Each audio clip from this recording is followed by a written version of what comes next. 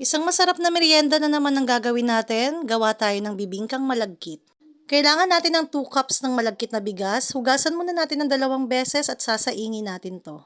Instead na water, ang ipangsasabaw ko dito is yung pangalawang piga ng gata. 1½ cups yan. At mag-add din tayo ng 1/4 cup ng light brown sugar. Hinalo ko muna at after haluin, isasaing na natin yan. Parang lang ring nagsasaing tayo ng kanin. Hintayin lang natin kumulo at once kumulo, haluin natin para yung sabaw mapunta rin sa ilalim. Para hindi madaling matutong yung malagkit na bigas. Habang hinihintay nating maluto yung rice, gagawin naman natin tong sauce o yung latik na tinatawag. Sa pan, maglagay lang tayo ng 2 cups ng kakang gata, 1 teaspoon ng salt pang balanse sa tamis.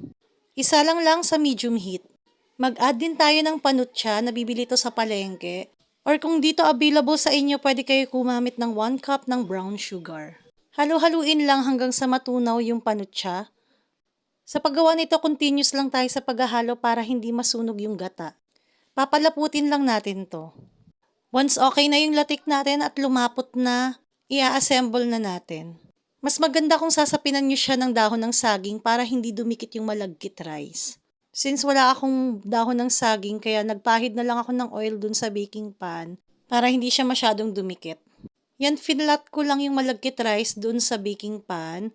After ma-flat ng malagkit rice, ilalagay natin sa ibabaw yung latik. So yan, ready na ang ating bibingkang malagkit. Itong ginawa ko, optional lang to. Gusto ko kasi medyo toasted yung ibabaw, kaya sinalang ko siya sa oven for 15 minutes. Ayan, ready na. I-cool down lang natin at pwede na natin siyang tikman. Isang masarap na merienda na naman yung nagawa natin ngayong araw. Subukan nyo na at super dali lang niyang gawin. Hanggang dito na lang. Thank you for watching. Bye!